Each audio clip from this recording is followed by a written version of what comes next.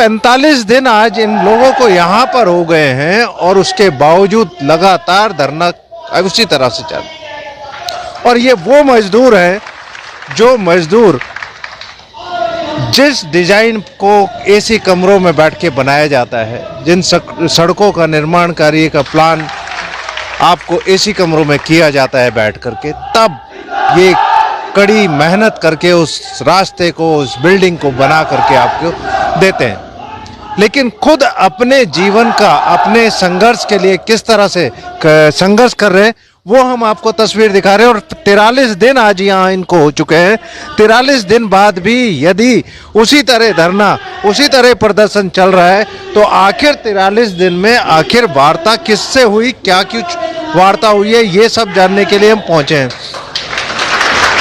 इसको विडंबना ही बोलेंगे कि ये वो मजदूर है जो बिल्कुल, अगर बुनियाद लेवल पर काम करना की बात आती है तो ये मजदूर वही मजदूर है जब वहाँ पर काम करता है। लेकिन जब इनकी बातें आती हैं, इनकी बातें आती हैं और इन लोगों से काम करने की बारी आती है, इनकी मांग की बारी आती है, इनके भरण पोषण की बात आती है, तब कहीं 43 दिन आपको यहाँ धरना देते होंगे।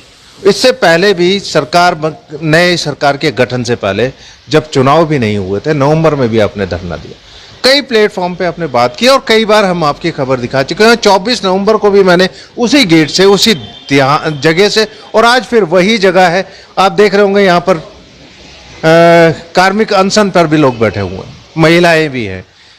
इन लोगों का भी घर भी है, बच्चे भी हैं, परिवार भी है। किस तरह से भरण पोषण होगा अगर 43 दिन से यहाँ धरने पर बैठे और ये मजदूर है?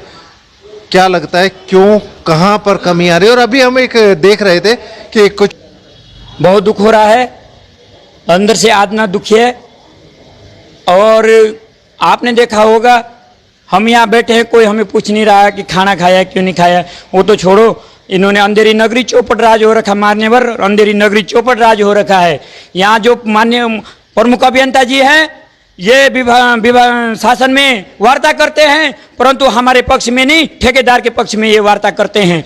ठेकेदार को हक उसका अधिक, उसको प्रोत्साहित करने के लिए वार्ता करते हैं। मान्यवर आज अगर इनकी नींद खुल रही है कि इनका पीपीएफ काटा जाएगा, इनको समय पर वेतन दिया जाता है, तो जो 2001 से लग रखे हैं, 2014 से लग रखे हैं, उनका पीएफ, उनका जो आज तक की जो उनकी मनो स्थिति खराब करी है, उसको कौन सुधारेगा? कौन है उसके जिम्मेवार? जो आज तक जिन हमारे कर्मचारियों ने अपनी जान गंवाई है, जेसीबी पलटी है, अभी तक उनकी जान गंवाई है। एक भाई ने हमारे पैर चले गए हैं और माताओं ने अपने सुहाग लुटाए हैं, बेटों ने अपने बाप को खोया है, अपनी माँ को खोया है। कौन है इसका जिम्मेवार? कौन देगा इसका हक हमें? ये नहीं मान्यवर, ये नौकरी का सवाल नहीं है, ये हमारे हक का सवाल है। ये हमारे मूल अधिकारियों का हनन हो रहा है।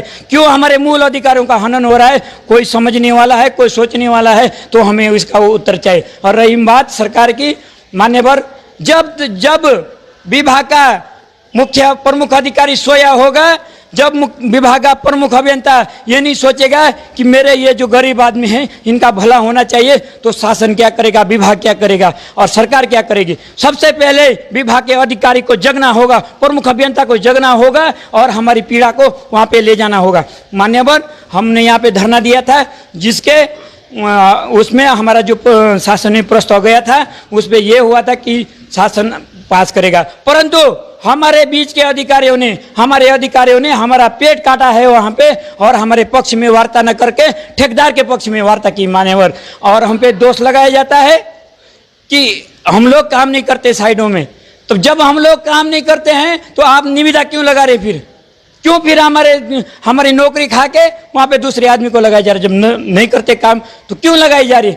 मान्यवर, काम हम करते हैं, 8 घंटे की ड्यूटी है, हमसे 16 घंटे चलाई जा रही मशीन। 24 घंटे में अरविंद जाड़ा ने बर्फ में मशीन चला रखी है, परंतु यहाँ अंधेरी नगरी चौपट राजा, जो इन अधिकारियों की चमचागिरी करेगा वो इनका प्यारा है, जो इन अधिकारियों के घर में झाड़ू करेगा, पोछा करेगा, वो इनका प्यारा है। बाकी हम सब तो इनके नज़र में गद्दार हो चुके हैं, हम तो बेकार हो रखे हैं इनकी नज़रों में, परंतु हम बेकार नहीं। मैं इन गरीबों को न्याय शोषण यहाँ तक होता है कि आपको घरों में बुला करके झाड़ू पोछे के लिए बोला जाता है, क्योंकि अभी आपने बोला है मान्यवर झाड़ू पोछे कुत्तों को घुमाने के लिए हमारे आदमियों को रखा जाता है। मान्यवर कुत्तों को घुमाने के लिए, इन अधिकारियों को कुत्तों को घुमाने के लिए हमारे आदमियों को भेजा जाता है।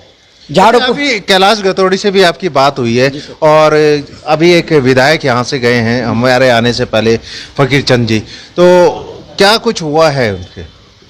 गतौड़ी जी ने हमें आश्वासन दिया था, चुनाव से पहले भी आश्वासन दिया था उन्होंने कि हम आपका काम करवाएंगे, और अभी भी हमारे अध्यक्ष जी की बात हुई है कि भाई 2-3 दिन में जो भी होगा हम आपके लिए उच्च ही काम कराएंगे।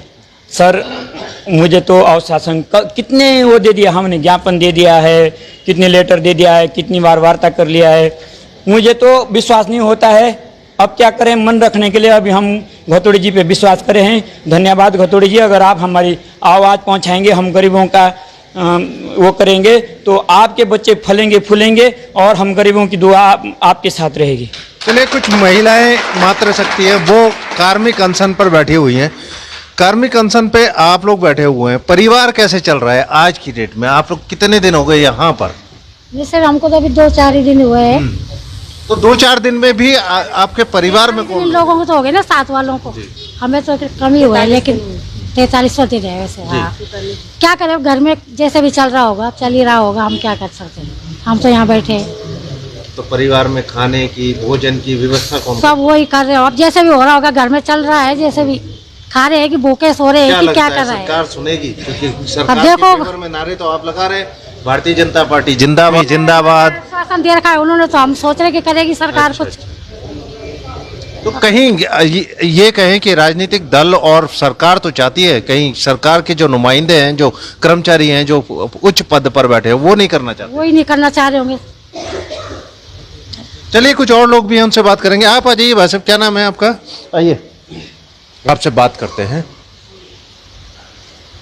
सरकार संजीदा नजर आ रही है आपकी बातों को लेकर के, क्योंकि अगर भारतीय जनता पार्टी की सरकार है और उसके फेवर में आप नारे लगा रहे हैं, तो कहीं ना कहीं आपको ये लगता है कि जो सरकार है, राजनीतिक दल है, वो तो संजीदा है आपके काम को लेकर, लेकिन सरकार में बैठे जो सरकारी कर्मचारी हैं वो नहीं सुन रहे।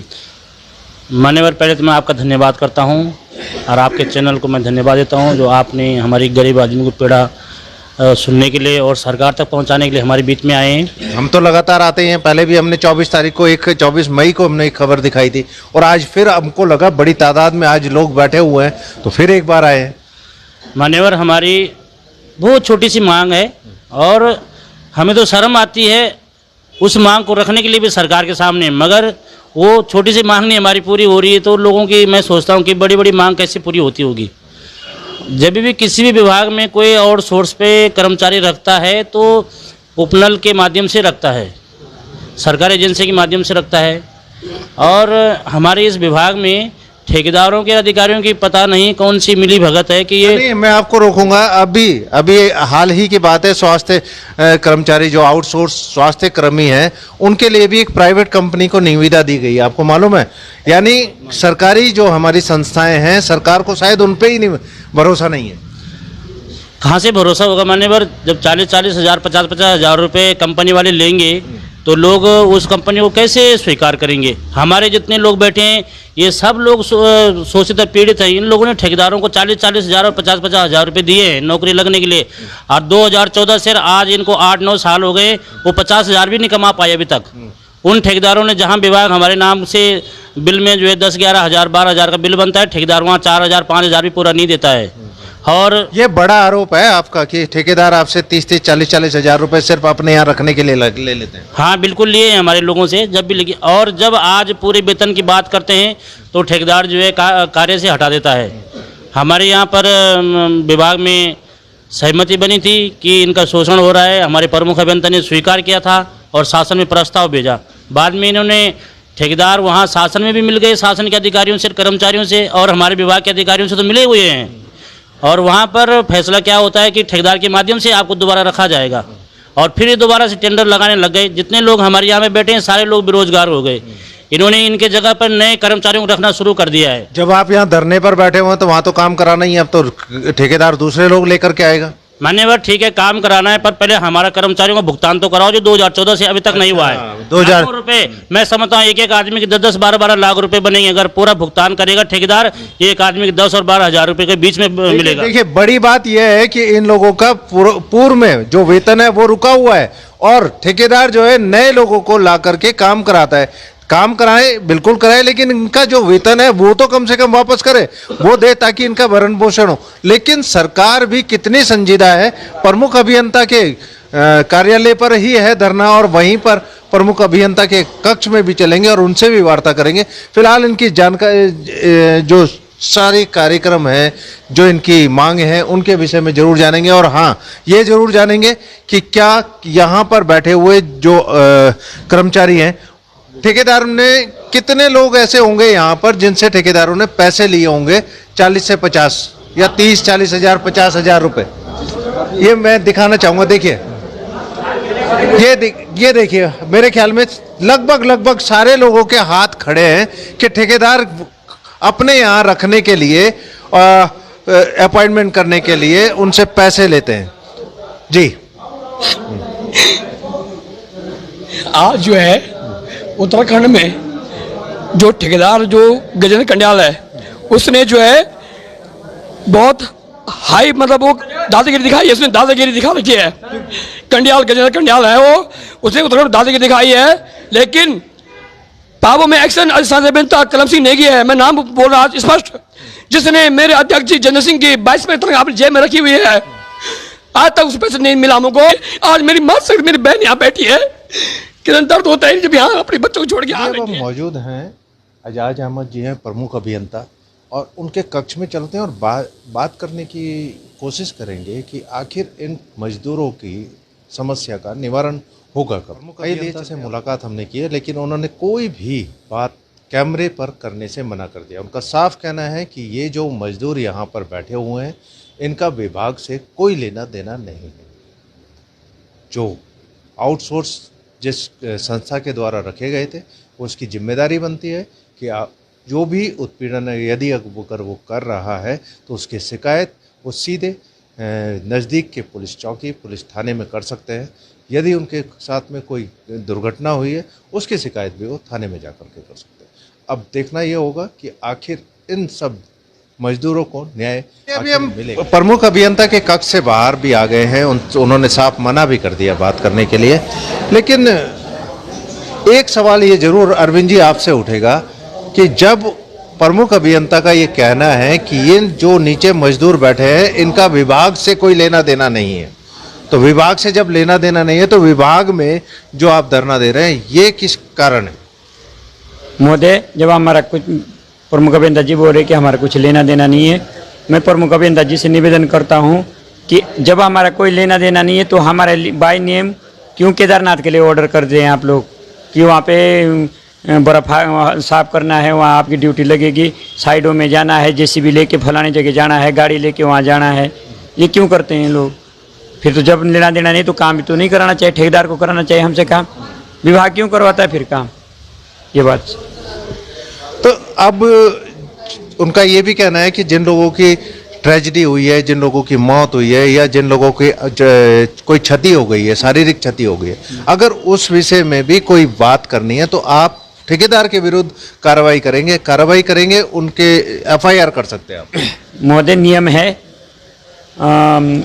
जो मजदूरों के लिए नियम है, उसमें मालिक भी गुनाहगार होता है और जो काम कराने वाला ठेकेदार है वो भी गुनाहगार होता है। माना बात, एक मैं मालिक हूँ गाड़ी का, गाड़ी पलट जाती है तो मैं भरूंगा ना क्लेम। जब गाड़ी विभाग की है, पीडब्ल्यूडी की गाड़ी है, तो क्लेम किसको भरना चाहिए? विभाग को भरना चाहिए उस आदमी का, यानी ठेकेदार भरेगा, ये काम करने वाला भरेगा, उन पे क्लेम होता है। अभी तक हमारे प्रमुख अभियंता साहब जी को नियम का पता नहीं है। ये आरटीओ के नियम पता करें तब जाके वो इस संबंध में बात करें कि हम क्यों भरेंगे नियम, और हम क्यों करें एफआईआर दर्ज? हम तो विभाग करेगा ना एफआईआर दर्ज ठेकेदार पे, जिसने ठेकेदार को रखा है। चलिए, अब ये मजदूर और विभाग के बीच की बात है, और ये कितने दिन यहाँ पर धरने पर और कितने दिन बैठेंगे ये हम भी देखेंगे। और अगर लंबा धरना चलता है तो इस पे सवाल विभाग से जरूर पूछे जाएंगे कि आखिर ये मजदूर यहाँ क्यों बैठे हैं, और अगर वो किसी अनुमति की, यदि उनका विभाग से कोई लेना देना नहीं है, तो विभाग इनसे वार्ता कर इनको यहाँ से जाने को क्यों नहीं बोलता है। जी, अगर हमसे कोई लेना देना नहीं था तो 6 महीने पहले कैसे था हमसे लेना देना, जो हमारा प्रस्ताव विभाग ने शासन को भेजा है कि इनको उपनल में समायोजित किया जाए और विभाग में समायोजित किया है। ये वार्ता का लेटर है सर। ये वार्ता का लेटर है जी, और इसमें हमारी वार्ता कराई गई और वहाँ पे वार्ता के लिए भेजा गया था, परंतु स्थगित भी कराई गई है कि हम बाद में इसमें बात करेंगे। तो एक तरफ से हमें मीटिंग में बुलाते हैं, एक तरफ से हमसे वार्ता करते हैं, एक तरफ से हमें कहा जाता है कि इनसे हमें लेना देना नहीं है। चलिए, अब देखिए, समस्या तो है। एक तरफ लेटर लिखते हैं कि आपको उपनल से समायोजित किया जाएगा, वार्ता करते हैं, अनेकों बार ज्ञापन सरकार ले चुकी है, मुख्यमंत्री साहब के यहाँ ज्ञापन जा चुके हैं। अब उन ज्ञापन का होता क्या है, आश्वासन, आखिर वो आश्वासन कब क्रियान्वयन हो पाएंगे, ये हम भी देखेंगे और आपको भी लगातार खबर पर दिखाते रहेंगे।